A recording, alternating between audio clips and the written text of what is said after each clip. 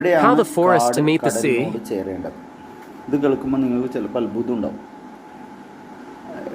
ഇത് ഓസ്കാറിലെ ഒരു വിഭാഗമാണ് how the forest to meet the see.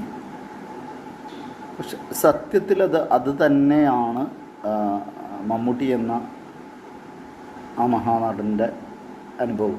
അതായത് അയാളൊരു കാട്ടിനുള്ളിലുള്ള ഒരു മനുഷ്യനായിരുന്നു. അയാൾ സമുദ്രത്തിലേക്ക് പോവുകയാണ്.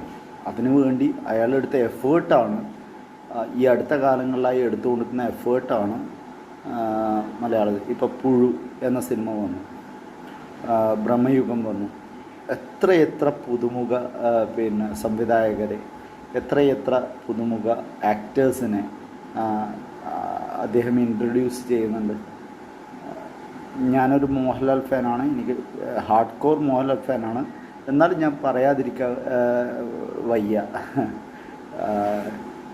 മമ്മൂട്ടി എന്നത് മലയാള സിനിമയുടെ അഭിമാനമാണ്. അഭിമാനം എന്ന് പറയുന്നത് അദ്ദേഹം ചെയ്തു വെച്ച പ്രവർത്തികളിലൂടെയാണ്, അദ്ദേഹം ഇപ്പോൾ ചെയ്തുകൊണ്ടിരിക്കുന്ന പ്രവർത്തികളിലൂടെയാണ്. ഐ തിങ്ക് മനസ്സിലാക്കാൻ കഴിയുന്നത് അദ്ദേഹം 74 or 75 സംതിങ് ആയിട്ടുണ്ടാവും. പക്ഷെ എന്നിട്ടും അഭിനയത്തോടുള്ള അഭിനിവേശം അത് മമ്മൂട്ടി എന്ന ആക്ടറിലല്ലാതെ വേറെ ഒരാളിലും കണ്ടിട്ടില്ല. സത്യമായ കാര്യമാണ് പറയുന്നത്.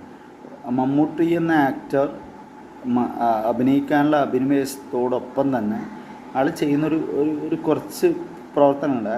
എല്ലാ കാര്യങ്ങളും അദ്ദേഹം കാണും, എല്ലാ കാര്യങ്ങളും അദ്ദേഹം കാണും.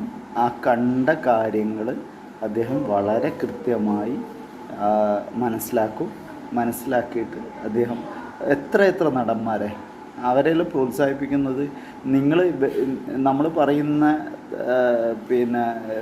എന്നാൽ ഭുജി ലോകത്തിൽ പറയുന്നതിനെക്കാട്ടിയും വലിയ കാര്യങ്ങളാണ് ഈ മഹാനായ നടൻ ചെയ്യുന്നത്. അപ്പോൾ മമ്മൂട്ടി സാർ